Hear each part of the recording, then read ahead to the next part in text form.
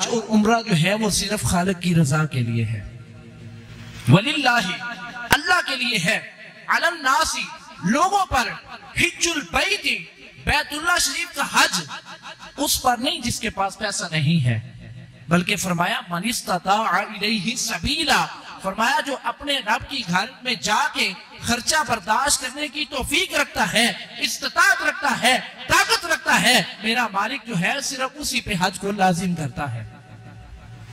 और आगे फरमाया वमन कफरा फइन्नल्लाह गनिय्युन अनिल आलमीन, अल्लाह रब्बुल इज्जत फरमाता है जो हज का इनकार करता है, जो हज से अपना मुंह मोड़ता है, फरमाया कि अल्लाह जो है वो दोनों जहानों से बेनियाज है।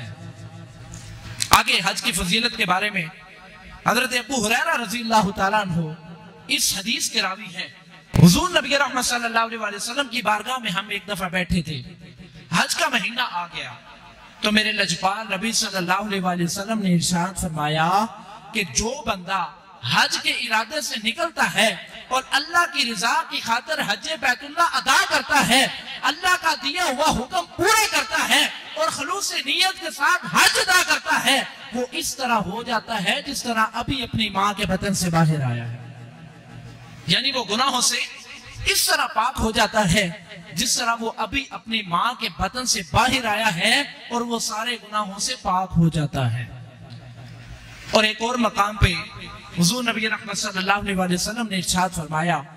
कि जो बंदा खलूस नियत के साथ हज बैतुल्लाह का इरादा करता है और हज बैतुल्लाह को अदा करता है और बैतुल्लाह शरीफ का हज जो है वो अपने रब की रजा की खातिर अदा करता है, अल्लाह के महबूब ने फरमाया वो बरोज़े महशर अपने खानदान में से 400 लोगों की शिफाअत करता है। कल बरोज़े महशर अपने खानदान में से, अपने कबीले में से 400 लोगों की शिफाअत करता है। कौन? जो अल्लाह की रजा की खातिर उसके घर का हज अदा करता है, उसका हुक्म पूरा करता है। और दूसरा पहलू क्या है? जो इस्तिताअत के बावजूद, दौलत के बावजूद, पैसे के बावजूद, अल्लाह के दिए हुए रिज़्क़ के बावजूद हज अदा नहीं करता, तो अल्लाह के महबूब ने फरमाया वो यहूदी हो के मरे, निसरानी हो के मरे, ईसाई हो के मरे या काफिर हो के मरे, अल्लाह को उसका कोई फर्क नहीं पड़ता। यानी वो मरना तो सबने है,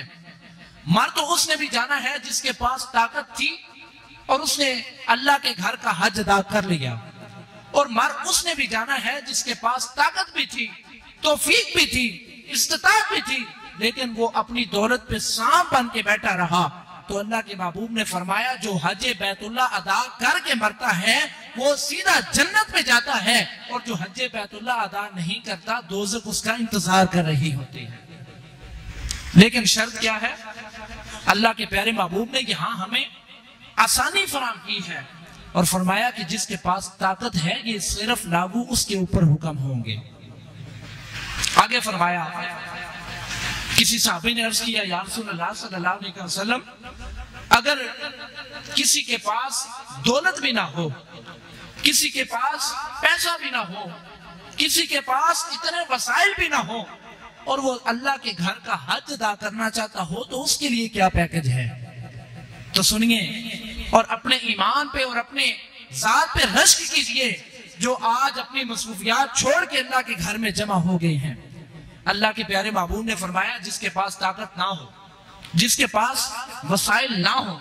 जिसके पास पैसा ना हो और वो हज भी अदा करना चाहता हो, फरमाया कि अल जुमुअतु हज्जुल फुकरा, फरमाया कि जुमे का जो दिन है वो फुकरा और गरीबों के लिए हज का दिन है। यानी जो बंदा जुमे वाले दिन अल्लाह के घर में आके जुमा अदा कर लेता है तो अल्लाह के महबूब ने फरमाया उसको हज अदा करने का सवाब दे दिया जाता है। और इसके अंदर एक मसला भी है। वो मसला क्या है कि जो बंदा हज के पैसे भी रखता है, हज के वसाइल भी रखता है, हज की तौफीक भी रखता है, हज की इस्तिताअत भी रखता है, हज की हैसियत भी रखता है, लेकिन वो इतना बीमार है कि वो सफर नहीं कर सकता, या वो इतना बूढ़ा और लागर हो चुका है कि वो अपनी जगह से हरकत नहीं कर सकता,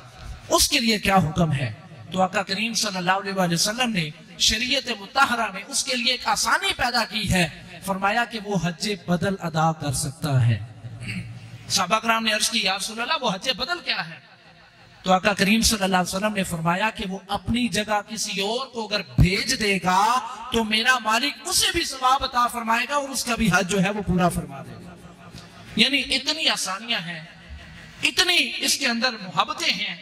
इतनी इस इस्लाम के अंदर जो है वो राहतें हैं कि आका करीम सल्लल्लाहु अलैहि वसल्लम ने इरशाद फरमाया कि जो बंदा इस्तिताअत रखते हुए अपने रब की रजा की खातिर, अपने रब के प्यारे महबूब की रजा की खातिर अल्लाह के घर का तवाफ करता है, हज बैतुल्लाह अदा करता है, उसको गुनाहों से इस तरह पाक हो जाता है जिस तरह लोहे को भट्टी में पका लिया जाए तो वो जो लोहे है वो जंग से पाक हो जाता है। और दूसरे मकाम पे फरमाया कि वो इस तरह पाक हो जाता है गुनाहों से जैसे अभी अभी माँ के बदन से बाहर आया है।